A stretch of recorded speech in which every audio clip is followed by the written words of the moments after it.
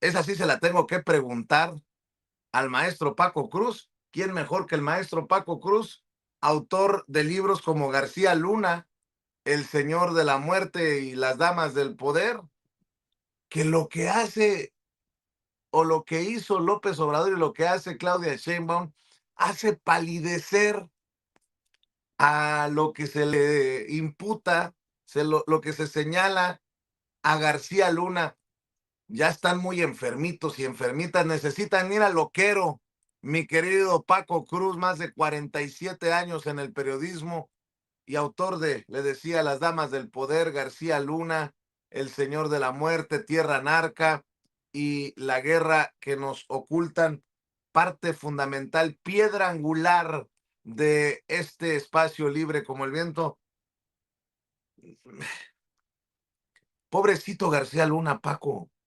El monstruo que tú encontraste en tu investigación no es nada, es bebé, es de kinder frente al perverso de, nótese mi sarcasmo obviamente, de López Obrador y de la presidenta Claudia Sheinbaum, de acuerdo a la cabecita de Lili Telles, o a lo que le ordenó Salinas, o a lo que le ordenaron desde Estados Unidos, o a lo que le conviene al PAN, ya no sé a quién busca favorecer o cumplir Lili Telles.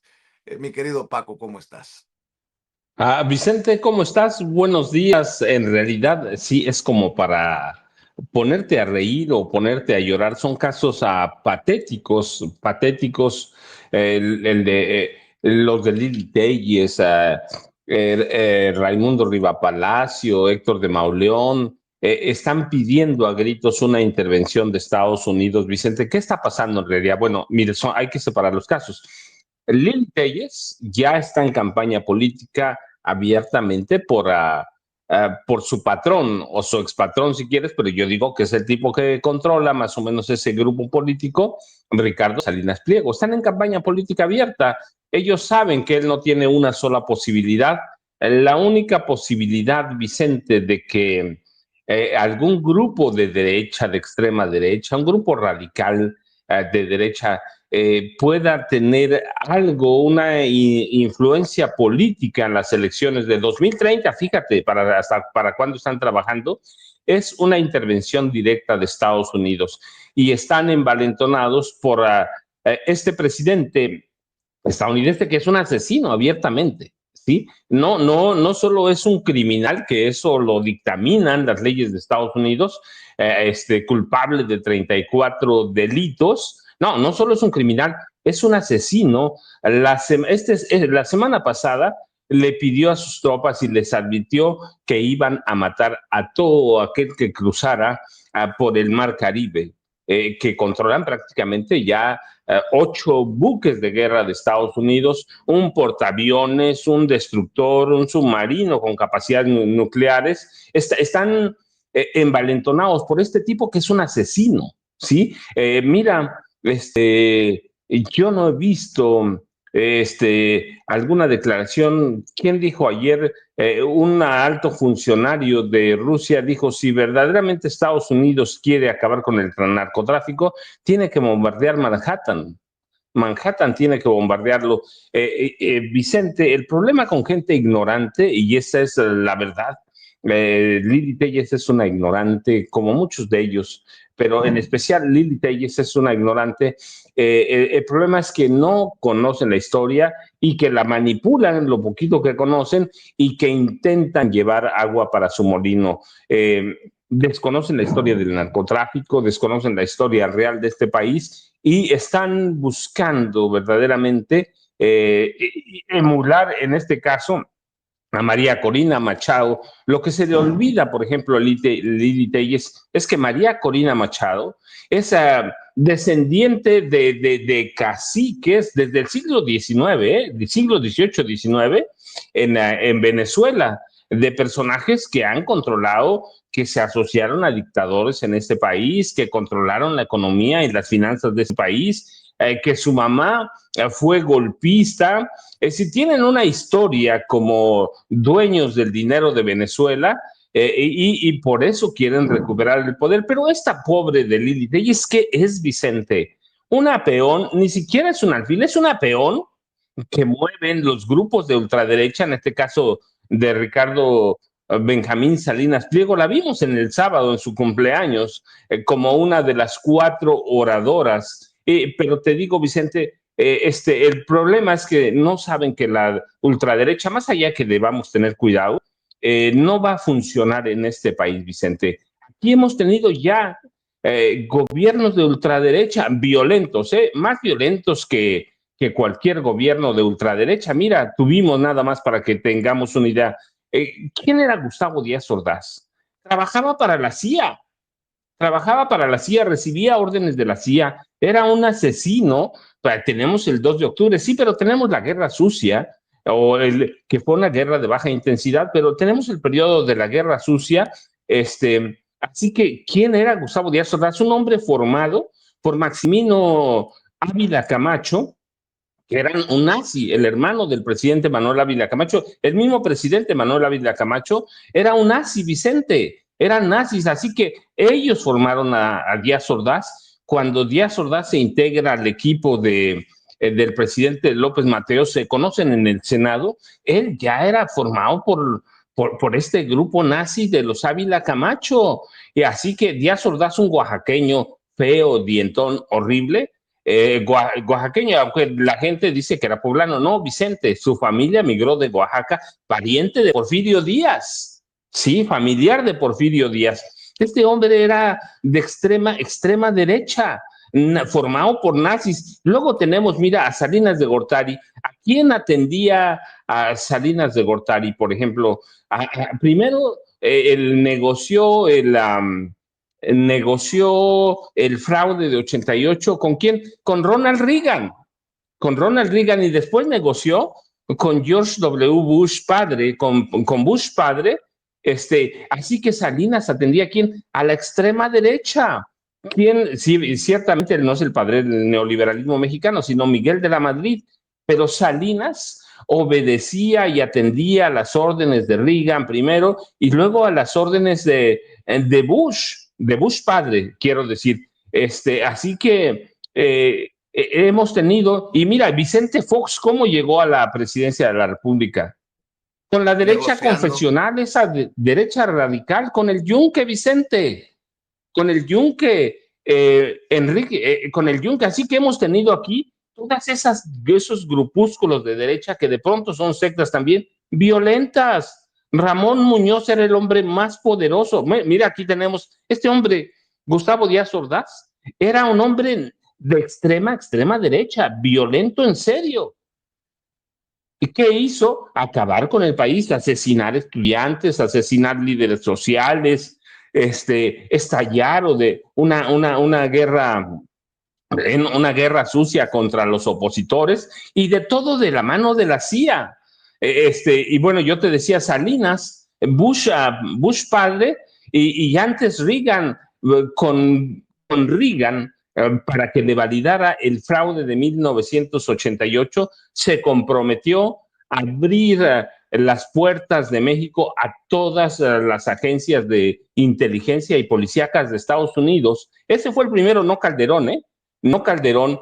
Le abrió todas las puertas, y ese compromiso lo mantuvo una vez que terminó en 89 Reagan su presidencia y cambió a Bush a Bush padre. Así que, Vicente, la hemos tenido aquí, y mira, bueno, yo te decía, la derecha confesional violenta, agresiva, controló la presidencia de la República en el gobierno de Vicente Fox. Vicente Fox no fue producto de la casualidad, fue formado por el Yunque. La historia lo muestra, era un empresario fracasado, y lo encontró la derecha en un momento, pero la derecha ultra radical. Lo encontró, lo formó, era un actor. Mira, Vicente, tengo un libro que se llama Los Depredadores, y gente del Yunque me platicó cómo lo formaron a él, y era todo lo que hacía era actuado, Vicente. Era un actor. Eso de vamos a sacar al PRI, a matar víboras, tepocatas, eso se lo enseñó la extrema derecha a Vicente Fox. ¿Qué pasó cuando llegó a la Claro. presidencia? No cambió nada, negoció, fíjate, negoció con Arturo Montiel Rojas para que el PRI siguiera, que era el compromiso de Carlos Salinas de Gortari, primero con Reagan y luego con Bush, crear un bipartidismo o establecer un bipartidismo en México con, como el de Estados Unidos. Y luego tenemos esas, ya, bueno, ya tienes tres derechas. La primera con Gustavo Díaz Ordaz, la segunda con Carlos Salinas de Gortari. Todos crean un ambiente violento en este país. Salinas de Gortari, hay que ver cuántos, un magnicidio, dos mega asesinatos, José Francisco Ruiz Macié, el cardenal Juan Jesús Posadas Ocampos, más de 400 perredistas asesinados por órdenes de Salinas, ¿eh? Ahí no hay problema. Y luego tienes a la derecha de Vicente Fox, que le entrega a quién? El narco a través de Genaro García Luna y gobierna a la derecha. Y luego tenemos otro grupo también de derecha, salvaje, violento, a través de Televisa. En 2005, Televisa, no se los digo al aire, lo tengo documentado en libros y publicado, Vicente. En 2005, Televisa recibió millones y millones por empezar a armarle la campaña presidencial a Enrique Peña Nieto. Y es otra derecha. ¿Qué hicieron estos gobiernos de derecha? Llevar al país a lo que fuimos, la violencia. Eso no quiere decir que otros presidentes no hayan sido de derecha, Vicente, ¿eh? Pues tenemos a Claro. Cedillo, que fue un ladrón, un sinvergüenza y asesino también, y que además negociaba con el narcotráfico y la esposa también. Tuvimos a Vicente Fox también, a José López Portillo, a Luis Echeverría Álvarez, todos de derecha. Mira, en ocasiones a mí, cuando voy a conferencias en universidades, me dicen, no, espérate, es que el péndulo de la política mexicana se movía a la izquierda también. Y yo digo, ¿cuál izquierda? ¿Cuál izquierda? Si por lo menos 5 mexicanos, presidentes, obedecían a las órdenes de la CIA, Adolfo Ruiz Cortines, Adolfo López Mateos, Luis Echeverría Álvarez, José López Portillo, obedecían Gustavo Díaz Ordaz, obedecían a las órdenes de la CIA. ¿Cuál péndulo hacia la izquierda? Nunca, hasta que llegó Andrés Manuel López Obrador, tuvimos un gobierno de izquierda, Vicente, que además, y los resultados ya los vimos, pero bueno, sí, no han visto Lili Telles, Riva Palacio, Mauleón, que son estudiosos pero vendidos, no han visto y no recuerdan la historia. La derecha, ultraderecha en este país no tiene margen de maniobra porque la acabamos de vivir, Vicente. Por eso los echamos en 2018. En 2018 los echamos, ratificamos el triunfo en 2024. Entonces, la ultraderecha no tiene camino, no sabe para dónde ir. Así que, ¿cuál es su única esperanza? Este, Donald Trump. Trump. Trump es su única esperanza, Vicente. Un personaje asesino, un personaje que quiere intervenir en todo el mundo, un personaje abusivo. Así que están aprovechándose, subiéndose al camión de Donald Trump. ¿Se les va a cumplir? Yo asumo que no, Vicente, porque incluso, mira, suponiendo sin conceder que Donald Trump, que el ejército de Estados Unidos, ¿sí? Las Fuerzas Armadas de Estados Unidos llegaran a intervenir en México, tú sabes lo que pasa, hemos visto cuántas intervenciones, Vicente. Primero, habría caos en México, ¿sí? Pero estoy hablando, suponiendo sin conceder, que intervinieran. ¿Se iban a quedar estos grupúsculos en el poder? Claro que no, Vicente. Ni Salinas Pliego, ni ningún otro personaje de extrema derecha de los conocidos en México asumiría el poder si Estados Unidos llegara a invadir México. Claro que no. Lo determinaría en este caso Donald Trump. Y créeme que estaría muy lejos de imponer alguno de estos. En todo caso, traería algún embajador plenipotenciario para gobernar México. Esa es la verdad. Claro. Entonces no saben ellos que no van a gobernar. Ay, pero es producto, uno, del desconocimiento de Lili Telles, que es una ignorante, la verdad. No se trata de que haya hecho nada más o que tenga preparatoria trunca, Vicente, no, porque hay gente que es muy preparada que es autodidacta, y eso es muy válido. No aquí, en todo el mundo es válido, pero esta mujer es analfabeta políticamente hablando. Es analfabeta. Oye, Entonces, sí, Vicente. sí, no, te quería decir también en otro tema, antes de que nos gane el tiempo, que Mary Sainz, la esposa de Israel Vallarta, durante la madrugada me mandó un mensaje, pues alertándome, al público en general y medios de comunicación. Les compartimos que después de que la Fiscalía General de la República apeló fuera de tiempo y que un tribunal admitió contra sentencia absolutoria de libertad a favor de Israel Vallarta, mañana, o sea, hoy, a las 10 de la mañana habrá audiencia de vista en el segundo tribunal colegiado de apelación del segundo circuito en Toluca, Estado de México. Ahí estaremos esperando no sea verdad lo que difama Ezequiel Elizalde con Ciro Gómez Leiva, que la fiscalía los está apoyando. Ojalá que no sea fabricando algo más, dice Mary Sainz, la esposa de Israel Vallarta. A ver si lo podemos buscar, mi querida Ceci, a Israel o a Mari. Pero bueno, el caso Vallarta nuevamente hoy toma vuelo con esta audiencia de vista, mi querido Paco. Vicente, esas son las venganzas del fiscal general de la República, Alejandro Gertz Manero. No está documentado ahora, está documentado hace años, incluido a Pepe Rebeles. Documentaron esos testigos que declaran contra Israel Vallarta, están inventando, fueron fabricados, fueron casos, uno de Eduardo Margolis, dos de Genaro García Luna, tres del fiscal general de la República.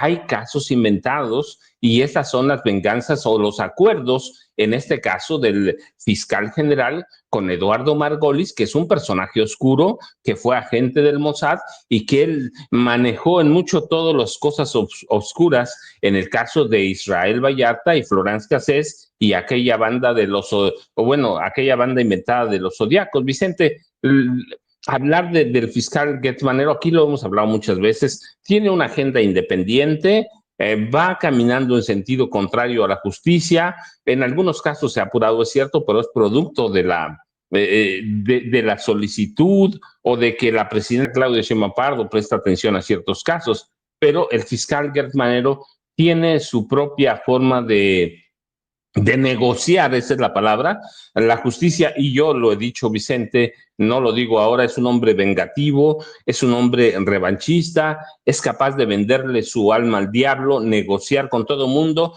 ¿Por qué no le... Mira, allí en la fiscalía de él desapareció el primer expediente de Alejandro Moreno Cárdenas, el dirigente nacional priista, así que Gertz tiene, así hay que tener cuidado, Israel debe tener cuidado, Gertz tiene una agenda personal, una agenda que sirve a otros intereses, y yo digo que en este caso a los de Eduardo Margolis y a una prensa que sirvió muy bien a Genaro García Luna, a Eduardo Margolis, a Norma Lucía Piña Hernández, al Poder Judicial viejo, para mantener por casi 20 años, están por cumplirse, mira, en diciembre se cumplirían 20 años de tener preso a Israel Vallarta Cisneros. Así que sí hay que tener cuidado, Vicente, pero hay que entenderlo como una venganza del fiscal general de la República y una venganza en especial de Eduardo Margolis, que ha mantenido un bajo perfil, pero ahí está Margolis, el agente Ujú. del Mossad,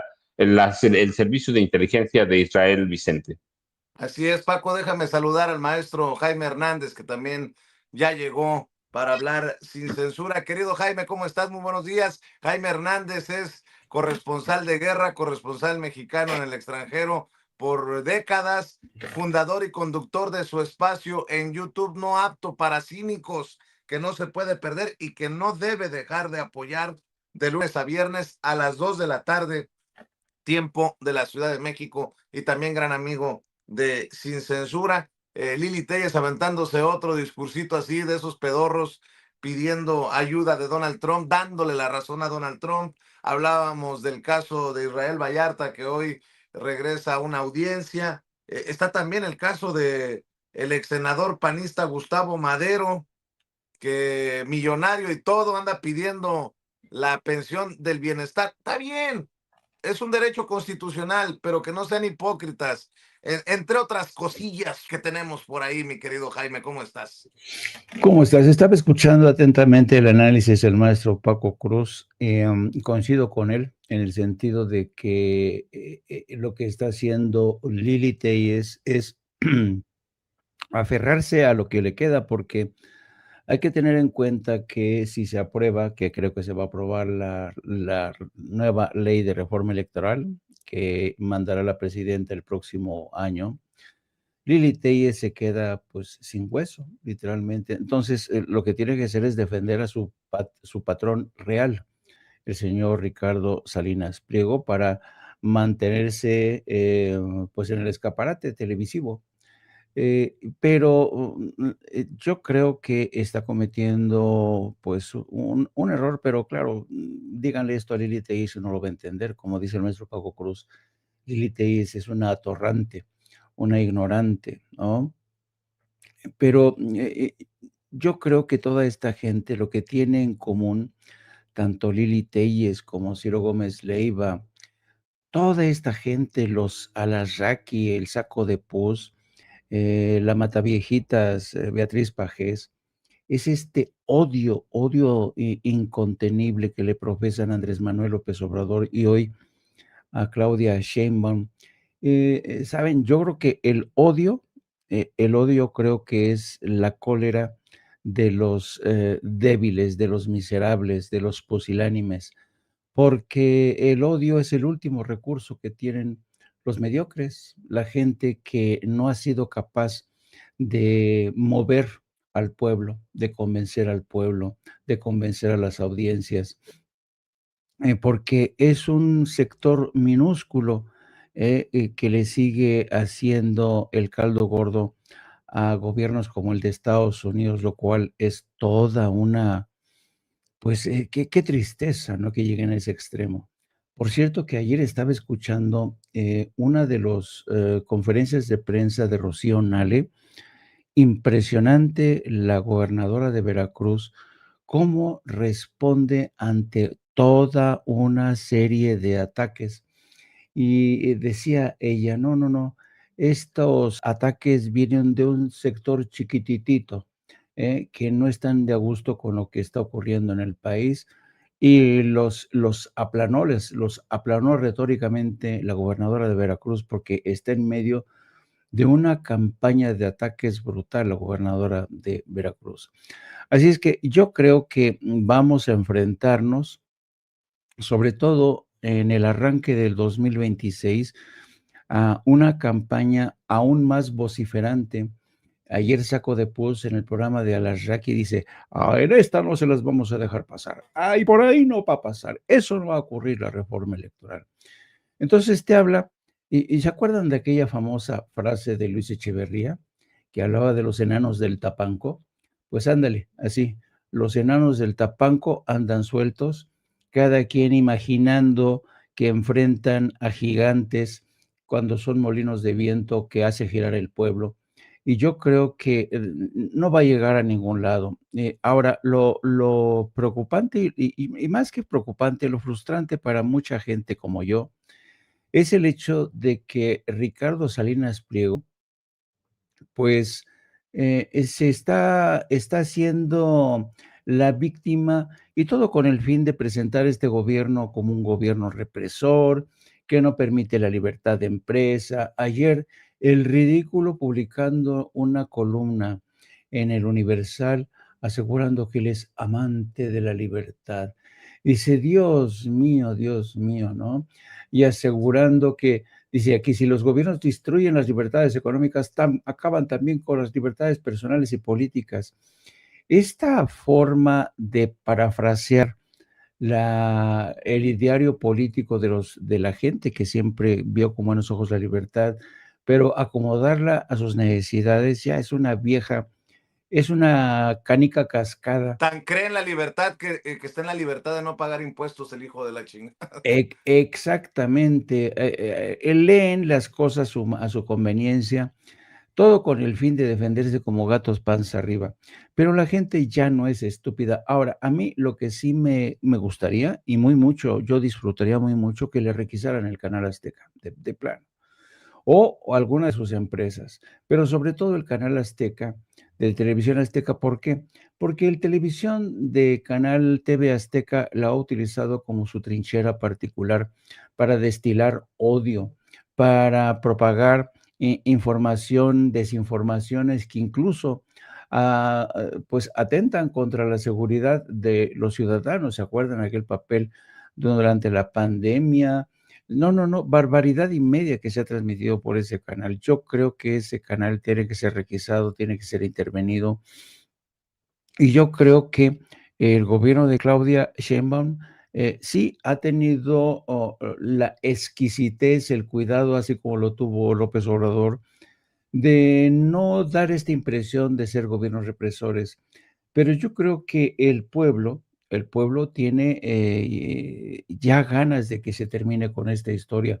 Si el señor Salinas Pliego se quejaba y decía, yo quiero que ya termine esta pesadilla, yo digo, yo quiero que ya terminemos con esta piedra en el zapato que ha estado jode, que jode, jode, que jode, que se intervenga su canal. Ayer mismo la Bolsa Mexicana de Valores suspendía por 20 días más a Electra. ¿Por qué? Pues porque no cumplen con las condiciones, son calificadas, así como el canal TV Azteca, como empresas zombies que permanecen en esa condición porque parece ser que están ahí robando oxígeno a otras empresas. En fin, yo creo que algo se tendrá que hacer porque si después de todo esto, Ricardo Salinas Pliego no paga y se da el lujo de huir al extranjero, qué sé yo, la verdad es que va a haber un tremendo descontento de los ciudadanos porque el gobierno de México, una vez más, es incapaz de meter en cintura a estas gentes porque ya basta de porque luego después ocurre como los Ernesto Zedillos, que desde España despotrica contra el gobierno, Felipe Calderón, que anda como si no hubiera roto un plato, Enrique Peña Nieto, que está disfrutando de su inmensa fortuna que acumuló durante sus 6 años de presidencia, o el loquito de Vicente Fox. Yo creo que ya en México tiene que haber rendición de cuentas, y yo creo, espero que este gobierno ya, por favor, ponga un alto a este tipo de personajes.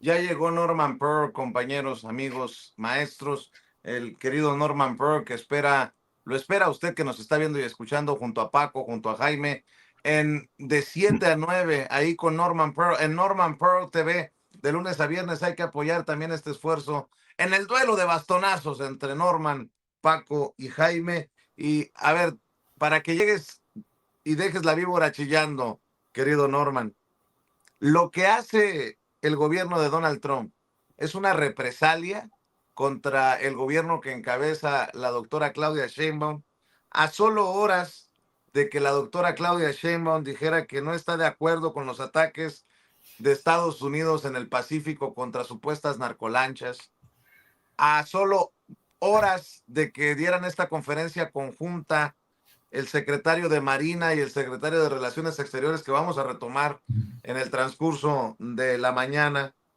precisamente porque se ha rescatado a un presunto sobreviviente de uno de estos ataques de las autoridades estadounidenses. Donald Trump cancela vuelos, rutas. La administración de Donald Trump anuncia que se han cancelado todas las rutas aéreas originadas desde el AIFA hacia diversos puntos de Estados Unidos. El Departamento del Transporte de Estados Unidos, que por cierto es dirigido por el esposo de la conductora de los espacios en Fox, que entrevistan a Lito, que entrevistan a Lili Telles. Ojo con lo que estoy diciendo, ¿eh? El esposo de la conductora que entrevista a estos personajes en Fox es el secretario del Transporte de Estados Unidos y ha revocado autorizaciones para 13 rutas aéreas desde el AIFA, tanto existentes como futuras, y acusa pues que no están de acuerdo con decisiones que se tomaron desde el gobierno de AMLO. ¿Son represalias? ¿No son represalias? También a solo horas de que se anunciara por parte de Trump y de la propia doctora Claudia Sheinbaum que se ponía una suspensión al tema de los aranceles. ¿Cómo ves, mi querido Norman? Buenos días. Hola, buenos días, Vicente, Jaime, Paco, audiencia de Sin Censura. Pues sí, ciertamente ellos lo asumen como como un castigo, como una sanción por eventuales incumplimientos del gobierno de México desde 2015. Es decir, hubo un acuerdo de transporte aéreo de 2015 y aparentemente México no lo cumplió. ¿Por qué lo hicieron? Bueno, porque México tomó una medida de carácter unilateral de llevar todo el servicio de carga al Felipe Ángeles, ¿no? Ellos aparentemente no estuvieron de acuerdo. Aquí me refiero básicamente al Departamento de Transporte de los Estados Unidos con Sean Duffy, ¿no? Que forma parte pues, de toda una estructura, de todo un grupo, un grupúsculo adherido a Donald Trump para ser verdugos en el momento en que se les requiera. Ahora, estas 13 rutas de aerolíneas mexicanas, pues algunas salen de el AIFA y aparentemente están cancelando algo así como 4 o 5 vuelos y el resto eran rutas que por cierto ya fueron vendidas y que empezarían a operar a fines de año, ¿no? Así que esto no debe ser interpretado de otra manera que un castigo, una sanción, pero que va más allá del tema aeronáutico, porque eventualmente tanto los mexicanos como los estadounidenses necesitan un flujo numeroso de rutas que satisfagan sus expectativas de vuelo, de transporte, de turismo. Y bueno, pues ellos simple y llanamente están pasando por alto las necesidades de este turismo que beneficia a ambos países para poder establecer una condición de poder, ¿no? Una condición de una imposición de un respeto invocado por, aparentemente, lo digo yo, un acuerdo de transporte aéreo de 2015 entre ambos países. Donald Trump sigue insistiendo en sancionar a México con el cuidado que significa un comercio entre ambos países que ronda los 800,000 millones de dólares. A Estados Unidos también afecta cualquier afectación a México, entonces es cuidadoso Trump en todo lo que hace, pero no deja de establecer ciertas condiciones de fuerza con el argumento de que, para empezar, México está coludido con el narcotráfico. Me refiero al gobierno de México. Y esto va a ser siempre una narrativa que maneje Trump como un elemento de presión, como un elemento de negociación. Este tipo es un negociador natural, pero desde el poder, porque si el tipo tuviera que negociar en igualdad de circunstancias, siempre sería derrotado porque no es un hombre brillante. Así que bueno, pues estamos viendo que desde todos los ángulos Trump quiere sancionar a América Latina y México. Bueno, pues México es probablemente el país más avanzado en términos de desarrollo político, sociopolítico en América Latina, y Estados Unidos difícilmente puede cuestionar estos avances, estos triunfos. Y claro, tiene que estar estableciendo Trump una condición distinta para presionar, pero sin exagerar, sin ir más allá, porque sabe perfectamente bien que están en juego, ya lo decía yo, 800,000 millones de dólares de intercambio, que no los tiene con cualquier otro país del mundo, con ningún otro país del mundo. Así que tenemos que ver y estaremos viendo seguramente en el futuro ataques velados o ataques abiertos en contra de México por parte de la administración de Trump. Yo creo que el gobierno de México ha actuado con mesura. La presidenta es bastante tranquila, mesurada, objetiva cuando de Trump y su gobierno se trata. ¿Por qué? Porque ese es el papel que le corresponde como un mandatario responsable. No puede asumir una narrativa ni puede asumir un enfrentamiento como eventualmente lo puede hacer Petro desde una condición de intercambio y de relación comercial diferente, ¿no? La presidenta creo que actúa con bastante mesura, mi querido Vicente. Así es, y creo que con bastante mesura también habla ayer en la mañanera del pueblo de esta primera supuesta narcolancha cerca a costas mexicanas que hunde el gobierno que encabeza Donald Trump. En esa mesura vamos a ver también cómo responde después de lo que anuncian los secretarios de Relaciones Exteriores y de Marina en una conferencia de prensa ayer.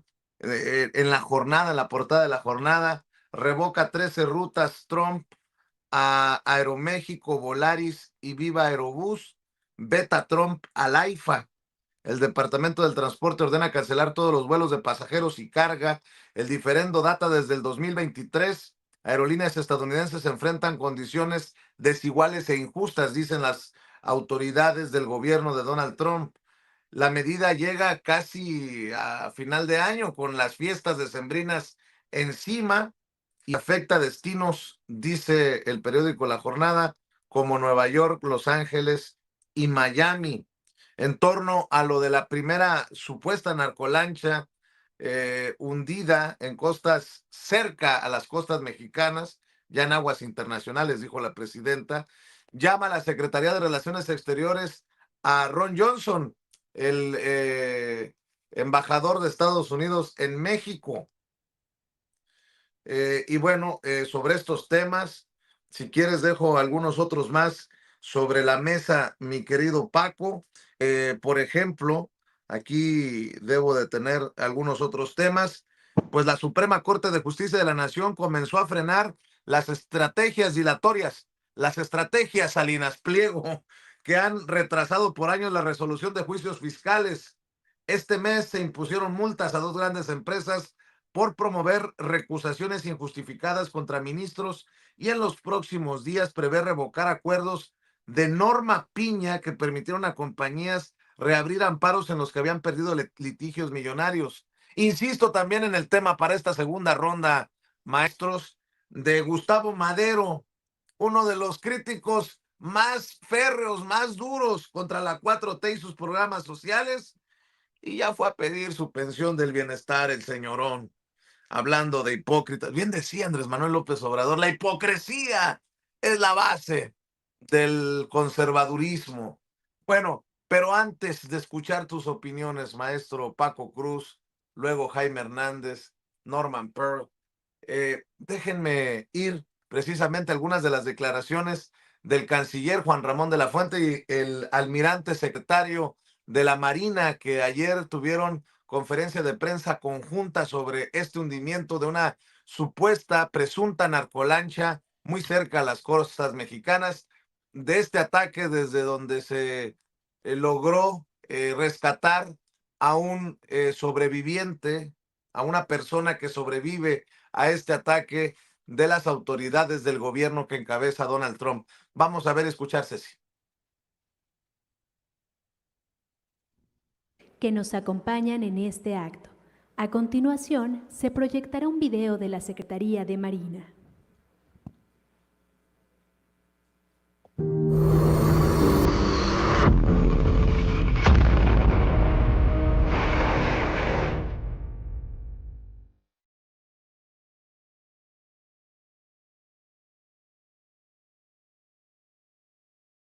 México navega con rumbo firme en el escenario internacional.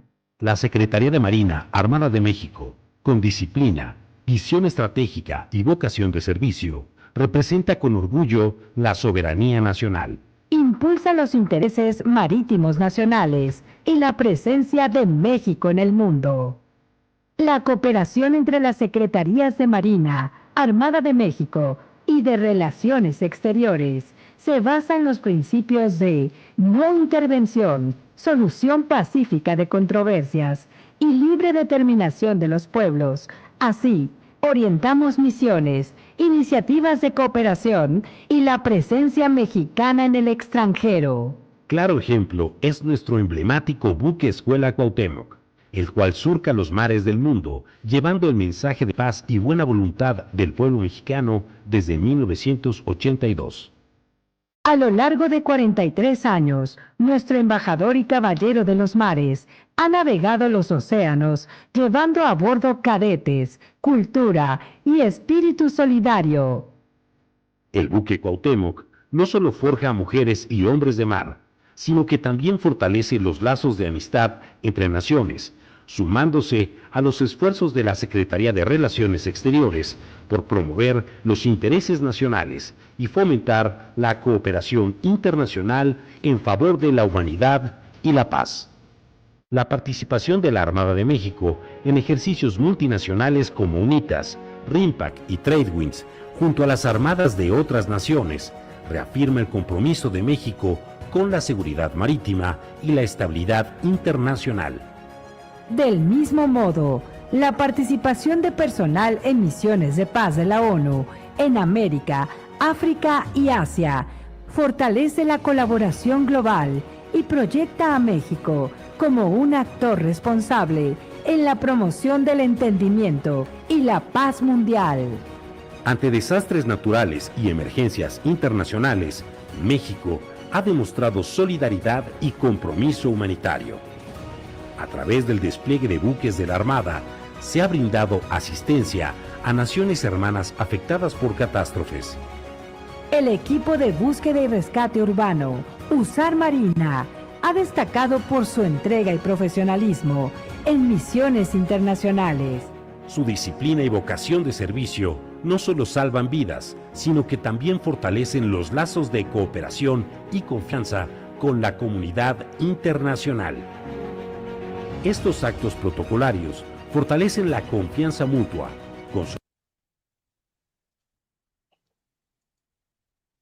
Nos unen, señoras y señores, la defensa del interés nacional, la protección de nuestra soberanía y la lealtad a nuestras instituciones.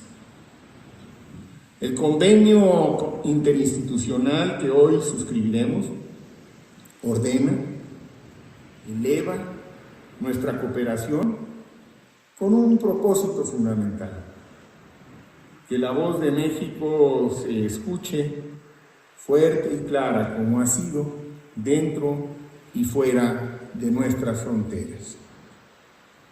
La política exterior y la diplomacia no pueden comprenderse cabalmente sin una historia ligada a los mares y a los océanos. Nuestros primeros tratados abordaron temas, sí, de paz, de amistad y de comercio, pero también de límites y de navegación.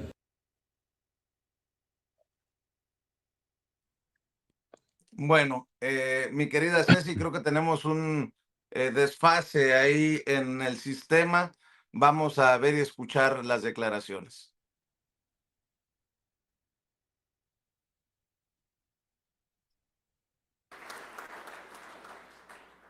Doctor Juan Ramón de la Fuente, secretario de Relaciones Exteriores. Querido canciller, buenas tardes. Autoridades que nos acompañan, excelentísimos representantes diplomáticos acreditados en México, agregados militares, navales y aéreos de naciones amigas, titulares de los organismos internacionales con presencia en nuestro país, distinguidos invitados especiales, damas y caballeros, muy buenas tardes. El vínculo entre los mares y la diplomacia tiene su origen histórico profundamente arraigado en los cimientos de nuestra nación. El 4 de octubre de 1821, en el México recién gestado, Se crearon los Ministerios de Guerra y Marina y el de Relaciones Exteriores. Desde entonces hasta nuestros días, ambas instituciones han sido pilares en la protección y definición de los intereses y valores nacionales, la soberanía, la paz y el respeto internacional. Hoy, a más de 2 siglos de distancia, ese lazo histórico que los une, vuelve y se fortalece. El acto que nos reúne el día de hoy simboliza la unión de la diplomacia y las acciones navales, la convergencia de la política exterior y la seguridad marítima internacional. El convenio marco de colaboración que hoy suscribimos entre la Secretaría de Relaciones Exteriores y la Secretaría de Marina destaca un nuevo horizonte en la diplomacia naval mexicana. Mediante este instrumento, reforzamos nuestra cooperación en actividades conjuntas, en la promoción de los proyectos prioritarios del Gobierno de México y en la formación de cuadros especializados a través de la alianza entre el Instituto Matías Romero y el Centro de Estudios Superiores Navales. Bueno, pues ahí están algunas de las declaraciones en la conferencia de prensa conjunta, que en realidad, creo yo, lo más importante era aclarar ciertas cosas en torno a esta supuesta narcolancha que fue despedazada, aniquilada desde las autoridades estadounidenses. Y bueno, el sobreviviente del que hablaba ayer precisamente la presidenta. Mi querido Paco, voy contigo con tus comentarios, con tus opiniones o incluso otros temas que consideres, maestro. No, Vicente, mira, es que hay muchas interesantes. Voy a tocar 2 temas. El de la lancha ya lo toqué. Donald Trump es un asesino y va a seguir siendo un asesino toda la vida. Pero hay 2 temas que son bien bonitos. Mira, por ejemplo, la pensión del bienestar de Gustavo Madero Muñoz, que fue dirigente del PAN, senador. La recibe Gabriel Cuadri de la Torre, Arturo Montiel, Ernesto Rufo Apel, Fernando Canales Clarión, que fue gobernador de Nuevo León, y mira, un personaje interesante que todo el mundo lo va a ver, la panista, ex senadora Luisa María Calderón Hinojosa, que tiene 67 años, fue diputada federal y es hermana, sí, de Felipe Calderón Hinojosa. Pero mira, David, hay multimillonarios recibiendo la pensión universal. David Garza Lagüera, uno de los hijos de Eugenio Garza Sada, fundador de la cervecería Cuauhtémoc y del TEC de Monterrey. Él se inscribió en 2019, para que veas, desde que inició el programa. Así que la pensión de adultos mayores no solo sirve a nosotros, los que no tenemos dinero, Vicente, ellos multimillonarios o millonarios como Gustavo Madero, el panista Gustavo Madero Muñoz, también reciben su pensión del bienestar.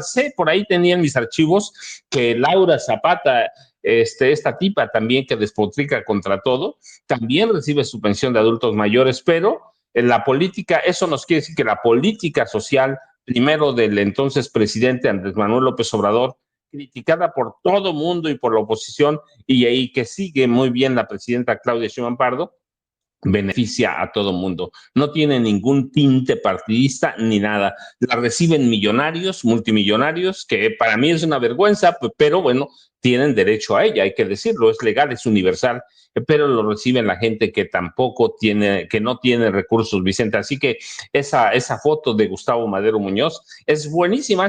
Lo recuerdan, seguramente mucha gente lo recuerda porque es aquel personaje que apareció, ¿te acuerdas? En una pijamada de Xóchitl Gálvez en el Senado, y es aquel tipo que le tira la pierna encima a Xóchitl Gálvez. Pero mira, bueno, déjame decirte, lo del AIFA es bien importante, Vicente, es bien importante porque si bien es cierto que la medida deriva de una supuesta violación del contrato o de los acuerdos México-Estados Unidos, el castigo al AIFA tiene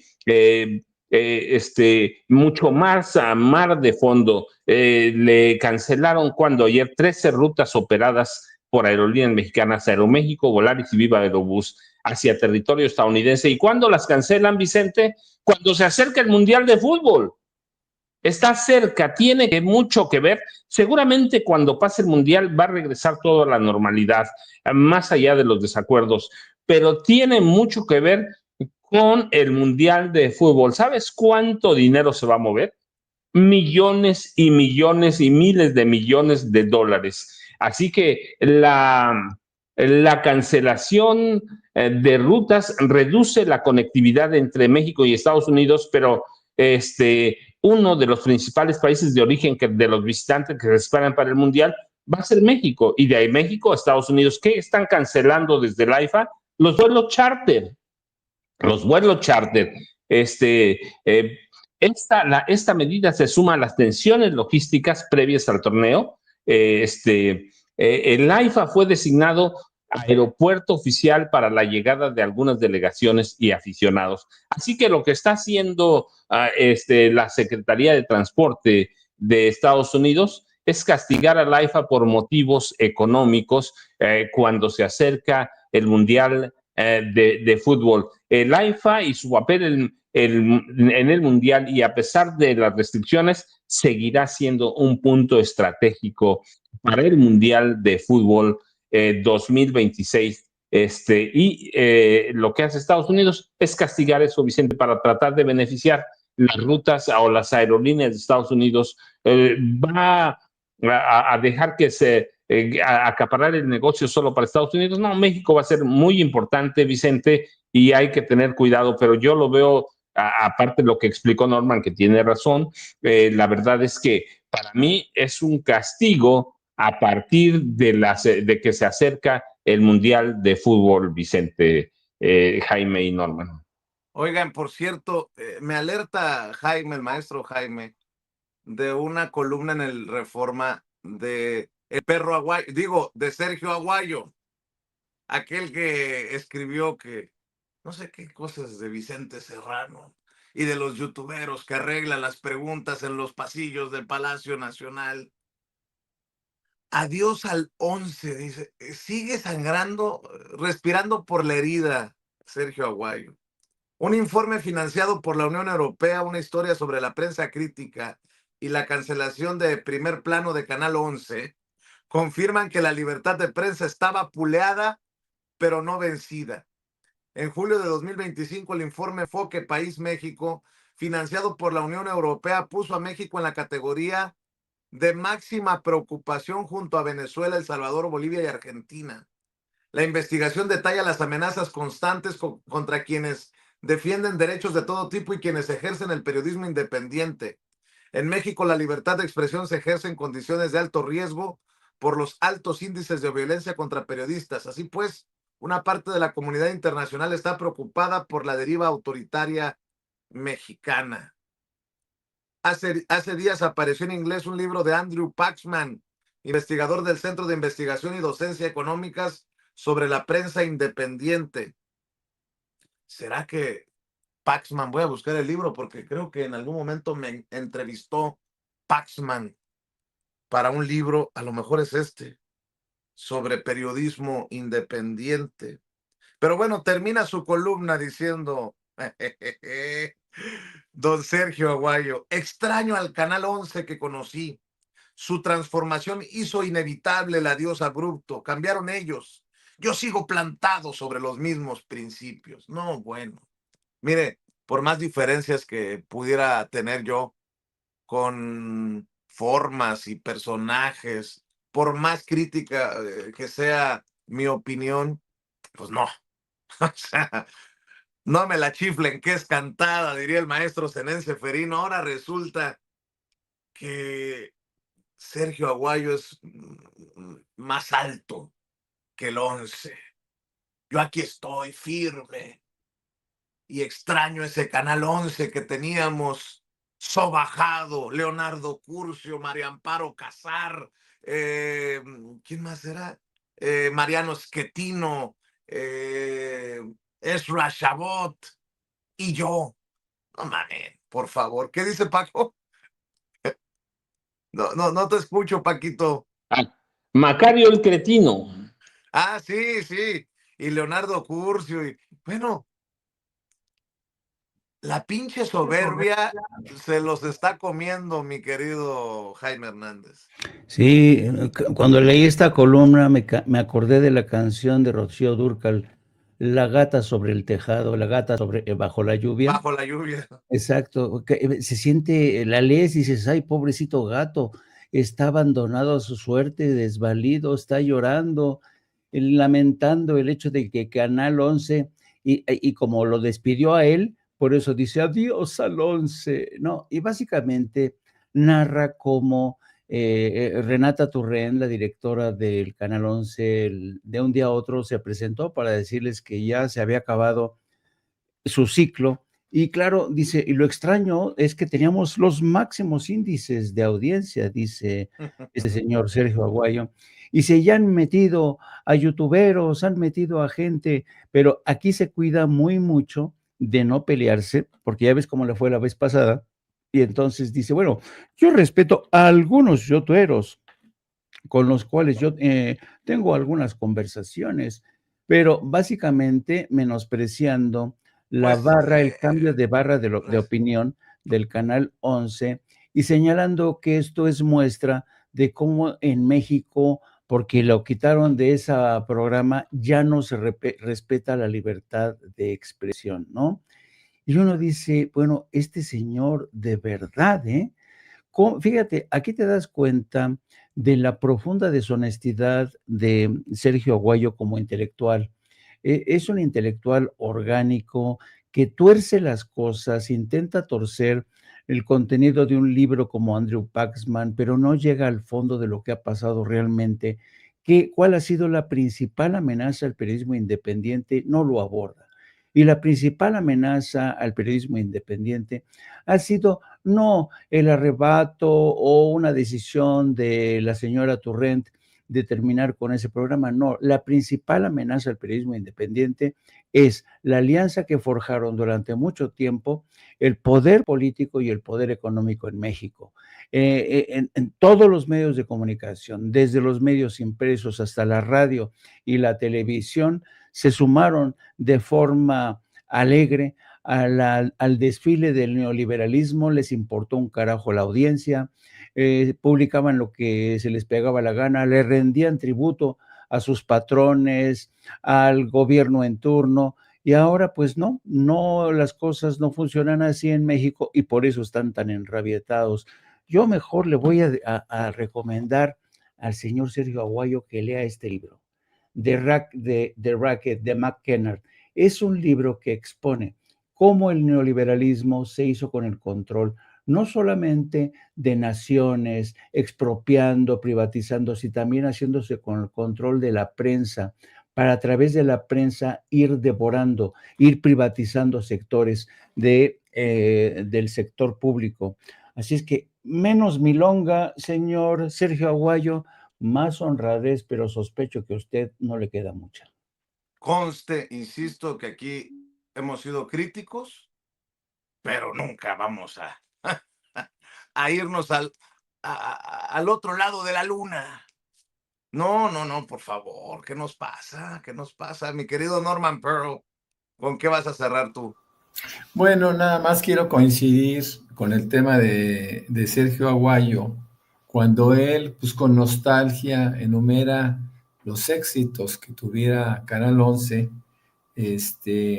con personajes que después se fueron descubriendo, estaban ligados a la corrupción, ¿no? Todos estaban ligados a la corrupción y todos tenían, a excepción de Lorenzo Meyer, desde mi punto de vista, todos tenían una razón para defender ese pequeño hueso. Hay que reconocer que hubo una enorme oposición por parte de todos nosotros porque Canal 11 mantuviera durante el sexenio de nuestro presidente López Obrador a estos personajes a pesar de los ataques sistemáticos en contra de su propio gobierno. Creo que la retirada por parte de Canal 11 de esta gente, de este cartel, pues bueno, pues es un intento por satisfacer las expectativas que teníamos todos en un Canal 11 que fuera un poco más libre, más independiente y sobre todo más honesto. en la difusión o en el análisis de los temas que ellos solían hacer. Rescato, lo vuelvo a decir, a Lorenzo Meyer de este grupo, y bueno, pues me solidarizo también con la idea de que no puede estar en un canal oficial una gente que te esté golpeando todo el tiempo. Además recuerden a López Portillo cuando decía, pues no les pago para que me peguen, ¿no? Y nosotros sentíamos que era un poco eso, ¿no? Que el gobierno del presidente López Obrador les permitía, por democracia, que siguieran golpeando a pesar de estar cobrando dentro del presupuesto oficial. Y esto, pues nunca fue aceptado por nosotros, que asumíamos no deberían de tener ese escaparate tan importante que fueron dilapidando de una forma grotesca con el tiempo, mi querido Vicente. Pues bueno, ya estamos a punto de que llegue la mañanera. Yo me despido, me pueden encontrar, por supuesto, como Norman F. Pearl en X y también en Facebook, en 2 cuentas, y más tarde, de 7 a 9 de la noche, en un programa que hemos tenido el placer de compartir con mucho gusto con el maestro Paco Cruz y el maestro Jaime Hernández, mi querido Vicente. Claro que sí, de 7 a 9, el duelo de bastonazos en Norman Pearl TV con Paco, con Jaime y con Norman. De 7 a 9 en Norman Pearl TV. Ahí los esperan todos los días, de lunes a viernes. Mi querido Jaime, también tú de lunes a viernes esperas a nuestra gente, a nuestra audiencia, a nuestros amigos, a nuestros hermanos, a las 2 de la tarde en No Apto para Cínicos. Así es. Suscríbanse para que conozcan la deslumbrante idea, los editoriales, sobre todo de Yago Batusay, que en 5 ladridos es capaz de discernir cualquier tema, el que le echen. Los espero hoy a partir de las 14 horas y donde vamos a abordar también hoy en un acuerdo in extremis. Los campesinos han llegado a un acuerdo de subsidios que va a alcanzar los 950 pesos por tonelada. Vamos a ver si esto consigue desactivar la amenaza de seguir estrangulando vías de comunicación, queridos amigos. Claro que sí, @Jaime Journo en lo que era Twitter, ahora es X, ahí lo espera también Jaime, en donde está dando la batalla. Mi querido Paco, ¿por qué no cerramos con tus redes sociales? Vicente, Jaime, Norman, yo ya saben, @Paco Cruz Jiménez en X, antes Twitter, Francisco Cruz Jiménez en Facebook, y nos vemos al rato si hace falta, Vicente, y si no, mañana muy temprano. Jaime, Norman, nos vemos esta noche de 7 a 9 con Norman Claro Pearl. que sí. Un abrazo, Paco, un abrazo, Jaime, un abrazo, Norman. Gracias, maestros. Y por extraño que resulte, siguen sufriendo nuestros